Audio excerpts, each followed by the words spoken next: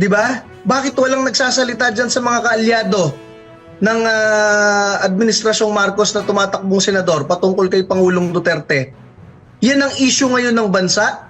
Tapos nananahimik sila. Ang kinakampihan ng karamihan dyan kung nasa ng pera, kung nasa ng ayuda, at kung sinong magbibigay sa kanila ng limpak-limpak na pangbili ng boto. Mga mayor sa ibang lugar talagang binabanggit sa akin na talagang bumabaha ng pera at ayuda. Dapat natin intindihan din si Yusek Claire Castro dahil siyempre kailangan niyang depensahan din yung administrasyon.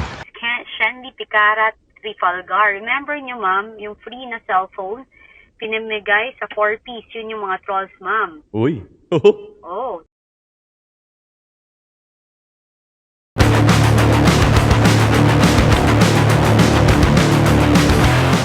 Alright, what's up mga kayon? Welcome back pa rin syempre dito lang sa Joe Malone TV para sa programa natin na issue ng bayan nating pag-usapan. Today is April 1, araw ng Martes dito sa Pilipinas. Kaya naman magandang umaga, hapon o gabi sa inyong lahat, ha. Oy, maraming salamat sa lahat ng mga viewers natin, ha, pati na yung mga sa lokal sa Pilipinas, sa OFW. Maraming salamat po sa pagtangkilik, pagtambay dito sa atin. Dahil napag-uusapan natin at dapat natin himahimayin at bosesan yung mga issue ng bayan na kailangan natin talagang pag-aralan at intindihin. Dahil ito naman talaga magpapalinaw sa atin kung ano na nangyayari sa Pilipinas, okay?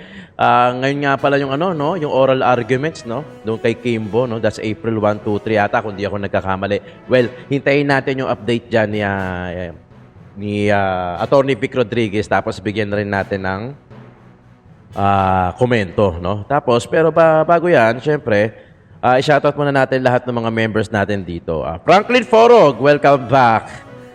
Lorna Tovera, Florina Dacumos, Queen O. Rose Enriquez, Mary Jane Tabuada, Dina Mahos Bongo, Ma'am Lorna, Danny Ubaldo, Lito Javier, Manik Sanko, and JU Production. Maraming salamat po sa pagsuporta nyo sa akin. At yung mga viewers natin abroad, pati dito sa Pilipinas, mega love shoutout po sa inyo lahat. Salamat at na-appreciate ko yung hindi nyo pag-skip ng ads, yung pag-nood nyo sa akin, pagtambay. Paki-double check na lang po kung nakasubscribe na kayo. Kung hindi naman, paki-subscribe na lang din. Tapos katabi ng subscribe button, merong bell icon. Paki-click na lang ngayon din, i-click all yung mga video natin, okay? Click all yung notification para lagi kayo updated sa mga videos natin araw-araw. O pag hindi ako nakakapag-upload, meaning nasa battlefield ako. Okay? Nasa battlefield ako pagka medyo na-late ako ng upload o walang upload, ang i-upload ko battlefield. Kasi hindi lang ako rito sa studio natin, lumuluwas din tayo dahil doon naman meron mga kaganapan. So hintay lang natin kung ano yung mga next na campaign rally dito, lalo-lalo na yung PDP laban. Sana meron dito yung malapit lang, yung madali mapuntahan natin at makapag-live tayo doon para maipakita naman natin sa inyo. Sa lokal kasi, nandiyan lang naman yung lokal. Palagi naman tayong nandiyan. Okay. Kaya patuloy lang ang suporta natin kay Tatay Digong, patuloy lang ang suporta natin sa PDP laban, pati na rin dito sa lokal na politiko natin dito sa Caloocan, pati na rin sa Maynila. Alright? Okay? Shoutout sa inyo lahat, ha. Maraming salamat po. At since na ngayon ay April 1, parang April Fool's Day, sabi nga nila, parang Fool's Day naman lagi sa gobyerno natin, araw-araw. Hindi na kailangan pa hintayin ng April 1. Maganda tong mga pag-uusapan natin. Marami tong consolidated na videos, tapos bigyan natin ng update, reaction, at pag-usapan natin kung ano yung tinahakil mo. Medyo marami-rami itong ginawa natin ngayon. Medyo may ikli, pero marami-rami. Okay, paunahan natin si Cathy. Si Ma'am Cathy Binag. Pag-usapan natin yung yung naratibo ng iba dyan na pilit pinabaliktad kung ano yung nakasulat sa saligang batas. Diba? Pag-usapan natin yun. At saka yung mga iba dyan na kung nagpapanggap na pro-Duterte pero hindi talaga. Kasi nagkukos gumagawa ng pagkakalito. Tapos yung kapwa nila na pro-Duterte, babanatan nila. Pag-usapan nila. Meron kasi yan, hindi meron. nakakatuwa. Ako Nangyayari. nagmamasid lang. Tsaka ang dami dyan na, alam mo yung daming sinasabi, pero walang ginagawa. Diba? Marami. Meron din. Meron akong Talaga nababalitaan tumutulong. din. Tangang trolls. Oo, totoo. Ay, alam nyo ba, may chismis ako. Hindi chismis, actually reality na talaga nag-hire sila ng mga trolls. Sabi ni Shendy Picarat Trifalgar, remember nyo, ma'am, yung free na cellphone, pinamigay sa 4-piece, yun yung mga trolls, ma'am. Uy. Oh, talaga? Uy, kailangan may attachment Sige, yan. hanap kayo na evidence para mas madali. Mahirap yung salita-salita Xavier lang. Bunyo 11. Hi ma'am, Cathy Binag, mag-ingat palagi and makauwi na si tatay. Pagdasal lang po natin kasi ako talaga, I believe in God. Yung parang yung yung prayers talaga, malaki ang nagagawa niyan Yes, sa atin. yes. Yung panalangin. Iba ho ang nagagawa ng panalangin. Yun yung Totoo. importante. Kasi ang sa Diyos, lahat, what do you call this? Lahat possible. Posible. And thank you, may sounds naman pala. Bernard Romel, kaya nga ang sabi ko po, ang naging problema ho dito is yung mga consultant po ni BBM ay hindi okay. Ako? Kasi nagkakos ho sila lalo ng gulo. Pinapainit nila yung ulo ng mga tao. Imbes na, imbes na magkaroon tayo ng pagkakaintindihan at saka magkaroon tayo ng unity, supposedly, is, hindi, nagmamatigas sila. Nagmamatigas sila dun sa mga mali na ginagawa nila. Tapos, ang nangyayari ngayon is, nagiging, talaga, iniipit nila rin yung mga yung nagtatanggol sa mga Duterte. Kaya ho, yun kasi yung problem. Nakikita naman ho ng tao, kahit na ano pa ho, at tapos yung mainstream media, hindi rin ho nilalabas yung katotohanan. Diba nga ho, sino yun? Si Fajardo ng PNP, sinabi niya sa isang interview na 60,000 lang ho ang nag-attend Nabilang wide sa rally ng Nabilang nila birthday celebration, PRRD. That itself, yung proof na talaga sila, yung parang hindi nila talaga sinasabi yung katotohanan. So sana, ako naman, marami akong nakasama at nakilala din dyan sa PNP, sa Armed Forces of the Philippines, lalo ng pandemic, nagtutulungan ho kami para tumulong sa kapwa. Is, yung lang tayo, wag nating sirain ayan sila Fajardo, sila Torre, wag niyong sirain yung integridad ng PNP.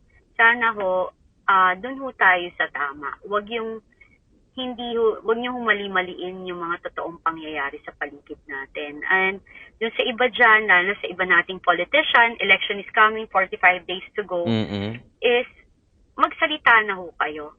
Yung sa totoo lang. Kung gusto nyong i-redeem yung sarili nyo, this is your chance to say something, kung ano yung katotohanan. Kasi, ang Diyos ho, gumagalaw na, nakikita nyo naman yung mga pangyayari.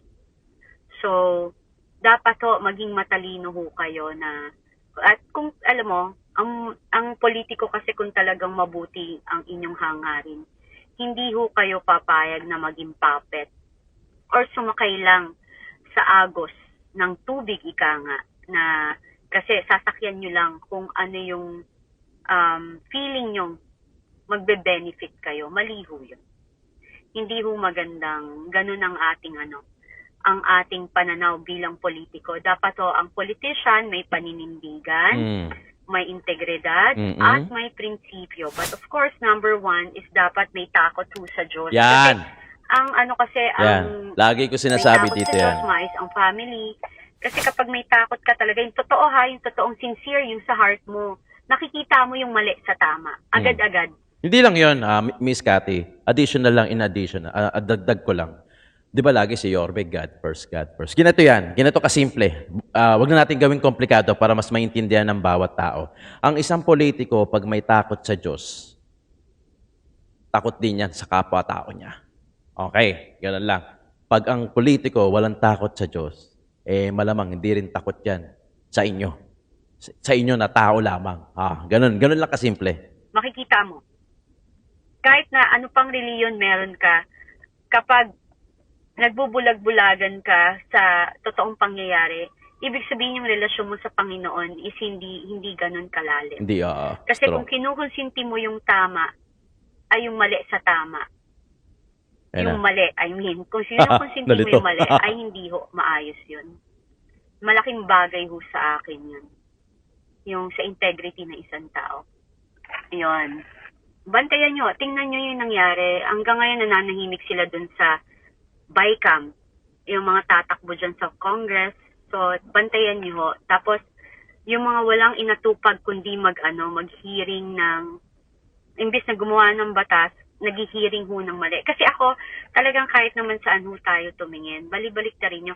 Sana, ako, kung tinitingnan nyo ang confidential fund ni VP Sara, paulit-ulit kasi yung topic sa yung bato sa kay VP Sara. So babalik kaya pabalik-balik din tayo na nagbibigay ng common sense. Sana lahat din ho ng may confidential funds, imbestigahan nyo din. Para tama yung laban, hindi yung namimili lang ho kayo ng kung ano yung iimbestigahan nyo. Tapos second, yung paulit-ulit din na ang sinasabi nila is yung ginawa lang nila yung nararapat. Wala, ang ano nga dyan, wala ho tayo sa jurisdiction na ng ICC. So kahit saan nyo po tingnan, nasa saligang batas natin na even ang panghuli po, basahin lang ho, ang dali hong basahin kasi nandyan naman publicly, i-research nyo lang po na may mali talaga sa mga nangyari. So kaya nga, the more na pinipilit nilang alam mo yon, pinipilit nila yung gusto nila, the more lalong nagkakaproblema, nagagalit ang tao. Yes. Kaya dapat talaga makinig ang ating mga leader sa atin. Hindi pwedeng stubborn. Hindi pwedeng brat, di ba? Yun yung akin. Tapos, congratulations sa lahat na nag-celebrate ng birthday ni PRRD. For sure yan talaga mapupunta yan sa Guinness Book of Record kasi yun naman talaga yung gusto natin. The only president of the Philippines na sinelebrate ang kanyang birthday sa buong mundo. Worldwide. Minahal at saka na-appreciate talaga yung ginawa niya. Kung yan po talaga ay masamang tao, kitang-kita nyo yung effort na ginawa ng mga Pilipino Lagi ko sinasabi sa yan, buong mundo at dito sa Pilipinas. So hindi it's undeniable, hindi nyo yan ma-deny na talaga kung maraming naniniwala sa liderato ni President Rodrigo Roa Duterte. So, yun. Tapos ngayong election ho, tayo ho ay maging matalinong bumoto. Tingnan nyo, kailangan ilagay nyo dyan, kung pwede, mga bago na ilagay natin. Kasi kung kinain na ng sistema ang ibang dating nakaupo, palitan nyo na ho. Kasi kung hindi nila kayang manindigan at magsalita at ipagtanggol ang kaban ng bayan at ang ating bansa at ang welfare ng mamamayang Pilipino, huwag nyo na hong ibalik sa pwesto. Huwag na ho ninyong ibalik. Yung mga nananahimik sa mga problema ng bayan, huwag nyo na hong ibalik sa pwesto. Yun po ang pinaka-importante. Kasi kailangan ho principled, may integridad, may paninindigan, hindi po takot. Hindi na dadaan sa hindi na tatakot mawalan ng budget or pera kasi hindi ka pumasok sa politika para dahil sa pera. Pumasok ka sa politika para ipagtanggol mo ang sambayanan or ang distritong iyong inuupuan. At magkaroon ka ng integrity and ang tawag dito, paninindigan. Yun yung pinaka-importante kasi, 'di ba? Tapos doon din sa mga gumawa ng mga rally, yung birthday rally, nako, I'm so sobrang nakakatuwa po kay lahat. Sila Attorney Trixie, sila Joey, talagang umeffort from Liwasan, Luneta, Nagmenjola, talagang effort po yun, yung lakaran, yung mga tao talaga, kitang-kita mo yung yung love na they just wanted to speak up and na masabi nila yung what do you call this? Yung sa loobin nila. Yes. And yun nga, meron naman kasi tayong freedom of speech dito. Dapat hindi talaga natin, nasa batas din po yan na dapat hindi pinipigilan ang pagsasalita. Kasi yun po yung frustration ng mamayang Pilipino. As long na hindi po sila nagiging physical, that's okay lang po yun. Alam niyo mga kayon, doon sa comment ni Miss Cathy Pinag na yung nagagalit lalo yung mga tao. Lagi ko sinasabi to di ba? Kung masamang tao si Tatay Digong, ni isa walang lalabas dyan. Na parang same na din kami ng thinking, no? Noong una, lagi ko sinasabi, the vote is sinking para sa Team Alyansa. Ginamit na rin ni Tio Moreno yun, the vote is sinking. Ako, lagi ko sinasabi dito na kung masamang tao si Tatay Digong, ni isa walang taong lalabas, tapos ipagkakasigawan pa yung pangalan Duterte. Walang ganun. Nagamit na rin ni Miss Cathy Binag. Dalawa lang ang naiisip ko, no? So parang hinahamon nila lalo yung taong bayan sa administrasyon na gumagawa sila ng ganun, dinidiktik nila ang mga Duterte, mas lalo naman nagagalit ang taong bayan. O tinatanggap na nila na hindi na sila mananalo next time. Kaya, kumbaga, lulubos-lubosin na lang nila yung ganito ngayon, yung galit ngayon, yung galit ng tao. So parang gano'n na lang, ayaw na lang nila mapahiya.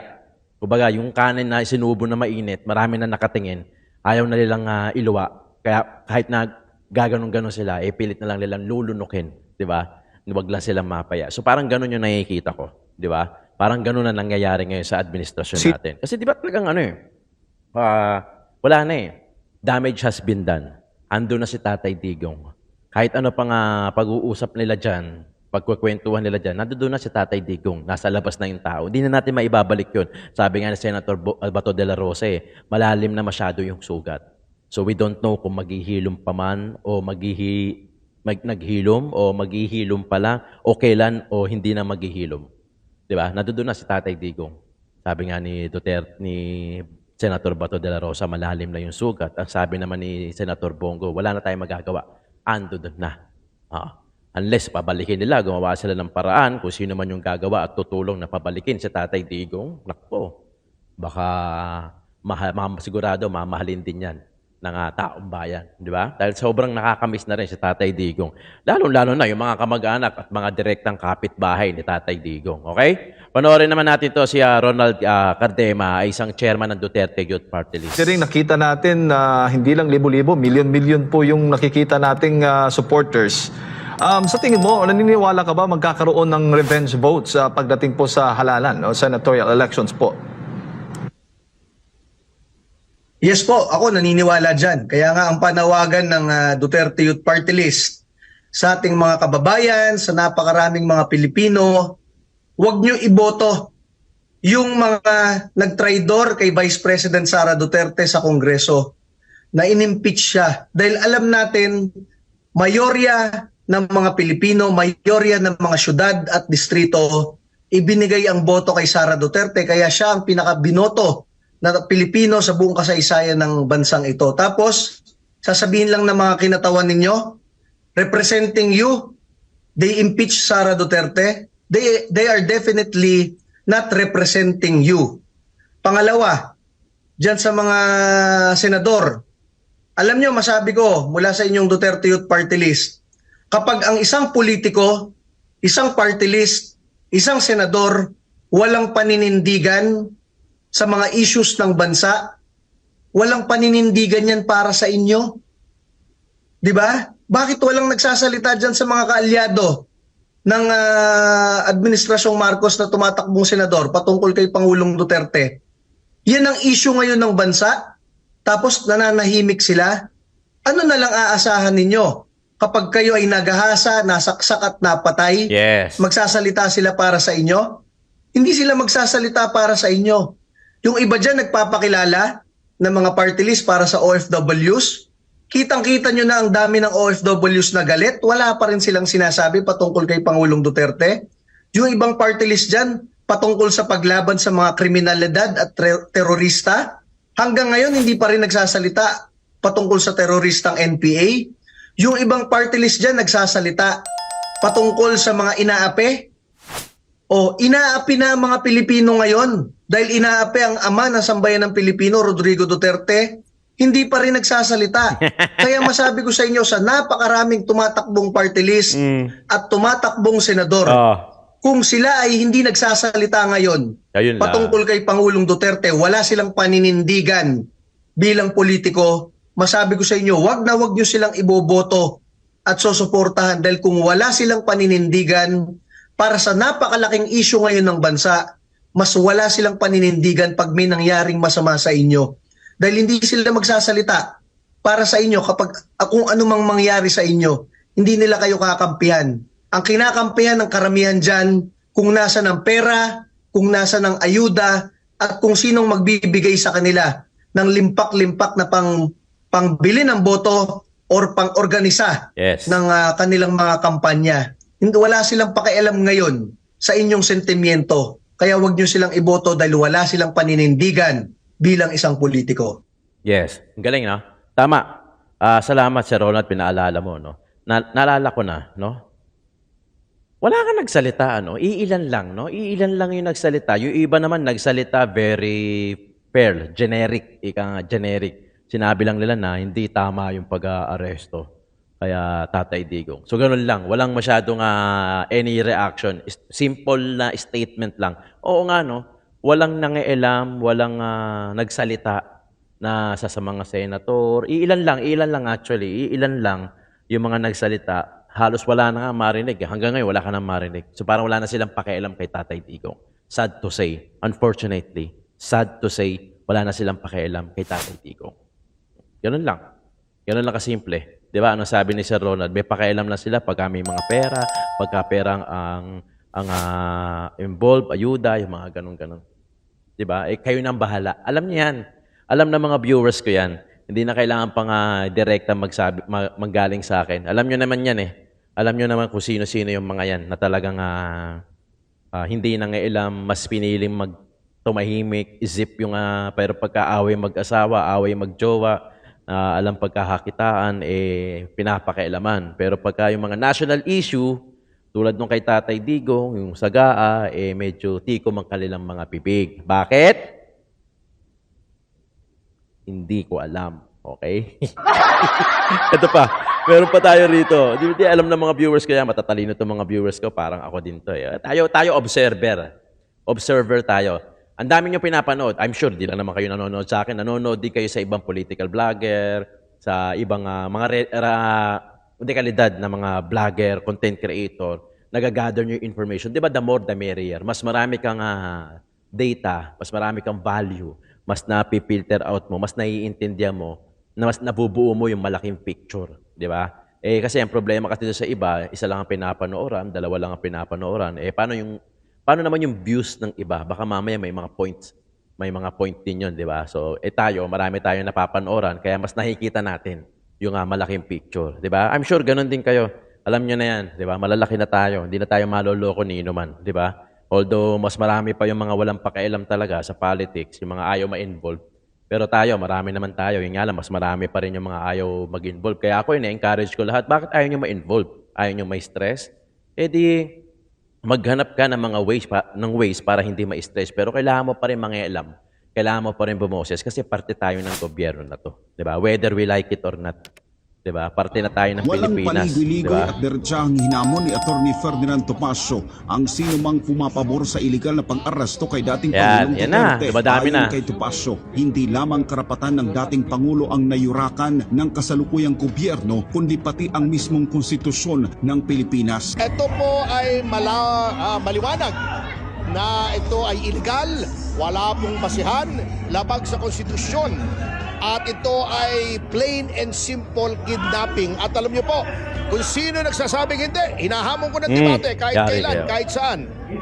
At ipakikita ko kung paano ito ay talagang labag sa batas. Matatanda ang bumuhos ang kaliwat kanang reklamo at pagkadismaya mula sa publiko laban sa pamahalaan, pulisya at iba pang law enforcement agencies matapos ang kontrobersyal na pagsuko ni Duterte sa poder ng International Criminal Court o ICC at hindi lang sa Pilipinas dahil maging mga Pilipino sa ibang bansa at mga dayuhan ay nakisimpatya rin sa dating Pangulo. Patunay dito ang sabay-sabay na pagkikiisa ng buong mundo sa kanyang ika-80 kaarawan, isang araw ng paninindigan 60,000 lang daw yan. kawalan ng hustisya, paglapastangan sa batas at pagsuko sa isang Pilipino na walang ibang ginawa kundi mapabuti ang bayan. At habang tumatagal ang laban Real ng mga talk yun. Duterte sa The Hague, Netherlands, isang malinaw na mensahe ang ipinaabot ni Topacio sa sambayan ng Pilipino. Bumoto ng tama at piliin ang nararapat na mga kandidato at sila ang mga kaalyado ng dating Pangulo. At isa sa kanyang partikular na ipinapakiusap ang matagal ng kaibigan at senatorial candidate na si Pastor Apollo C. Quiboloy na nagsilbi ring spiritual leader sa Duterte administration. Ako'y nakikiusap lamang po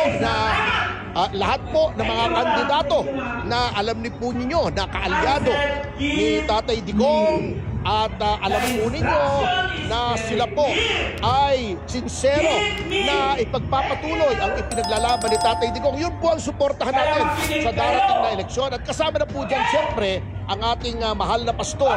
At hindi rin nagpahuli ang butihing pastor sa pagbibigay ng mensahe sa kaarawan ni dating Pangulong Duterte. Ayon kay Pastor Apollo C. Quiboloy, hindi nalalayo ang kanilang sinapit ng dating Pangulo, ngunit sa kabila ng lahat, nananatili silang matatag at tapat sa paglilingkod sa bayan at sa mamayang Pilipino. Para sa Diyos at sa Pilipinas kung mahal, nag-uulat Paul Montebon, SMNI News. Kala nyo, ha? Okay, dire-diretso na tayo rito. Dire-diretso na. Ang next natin ay... Alam mo naman, dapat natin intindihan din si Yusek Claire Castro dahil siyempre kailangan niya depensahan din yung administrasyon. Pero gusto ko lang banggitin din sa kanya na alam mo, ang ebidensya naman nandyan na sa inyo eh. No? Nandyan din sa social media ang ebidensya. Unang-una, yung AKAP na lang. If you remember, nung last year, biglang nagkaroon ng AKAP na walang guidelines. Pero ito'y na-distribute. Ano? At ang sino nakinabang dito, mga congressman, na pinalabas pa nila, nakakala mo sa kanila. At ang nakakalungkot nito, at nakapagtataka pa, ayaw pang i-share yung kanilang mga listahan. Ano ibig sabihin nun? At kami nga sa local government, gusto naming i-share yung listahan para walang redundancy, walang nauulit na nabibigyan ng beneficiary. Pero sila, ayaw nila.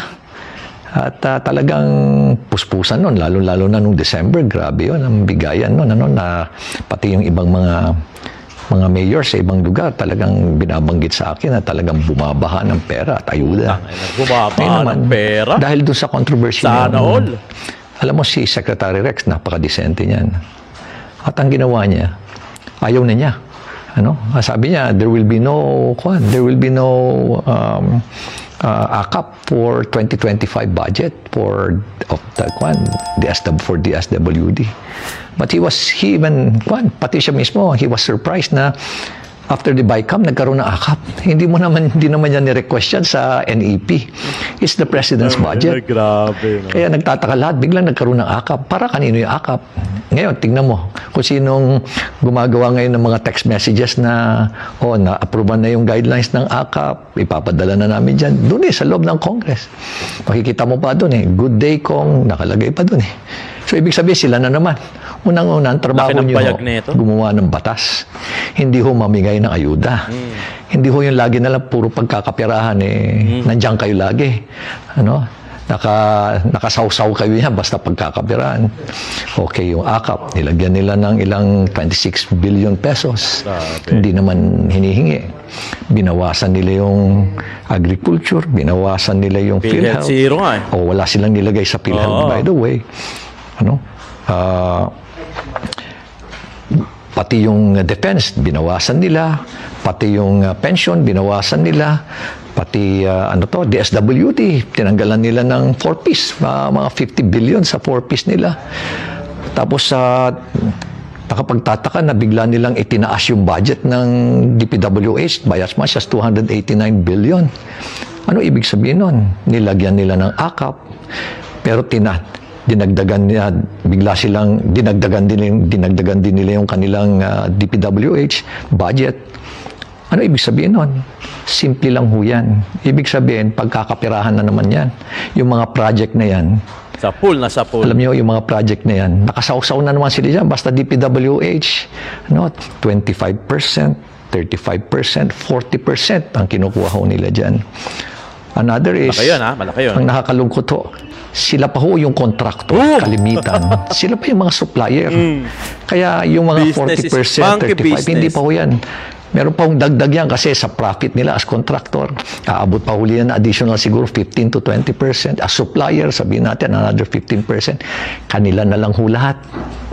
Ganyan ho katakaw ang ating mga babatas ho ngayon. Buwaya na kamo. Unang-una, sino ho ba tanungin ko sa inyo, sino ho ba ang namimili ng mga district engineer at regional director ng DPWH?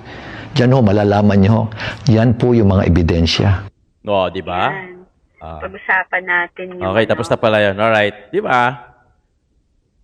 Grabe, no? Ang laki ng bayag ni Mayor Magalong, no? Ang laki na. Pero saludo ako doon. Saludo ako sa ganong klaseng, alam mo yun, hindi takot. Well, given na eh. Sige na, nadyan na. Na may ayuda na, may akap na, may AIX na. Lahat na. Obvious naman, di ba? Obvious naman. Obvious na lahat.